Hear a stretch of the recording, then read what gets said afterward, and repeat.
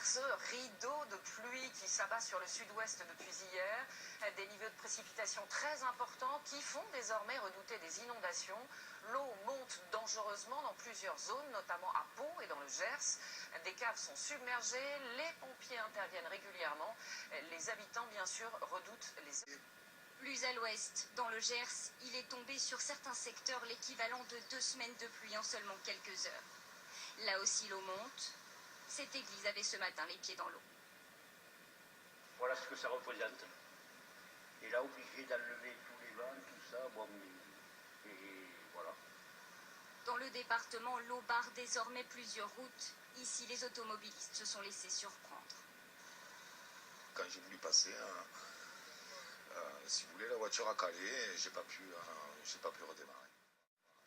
Pluie et début de crue aussi dans ce camping près de Pau. Pour ce campeur, les intempéries sonnent la fin des vacances. Moi, je suis de Lille, dans le Nord. On dit qu'il pleut dans le Nord, mais je crois qu'ici, c'est pas mieux. De nouvelles intempéries sont attendues dans les prochaines heures. Météo France maintient la vigilance orange sur 6 départements jusqu'à demain matin. Effectivement, on l'a bien compris, la pluie pourrait provoquer des inondations dans les heures qui viennent. Voici la carte de Météo France avec 6 départements en alerte orange, 4 des 5 départements pyrénéens pour des pluies et des inondations. Dans le Tarn et le Gers, on redoute aussi des inondations. Nous retrouvons justement notre envoyée spéciale Isabelle de Lyon en direct d'Ornézan dans le Gers. Isabelle, bonjour. Heureusement, les intempéries ne devraient plus durer trop longtemps. Bon, Elise, on commence par une bonne nouvelle. Regardez, il y a un rayon de soleil. D'accord, il est timide, mais il est là. Les pluies devraient en effet durer jusqu'à dimanche, mais de façon beaucoup plus faible, rien à voir avec ce qu'on a connu la nuit dernière et encore tôt ce matin.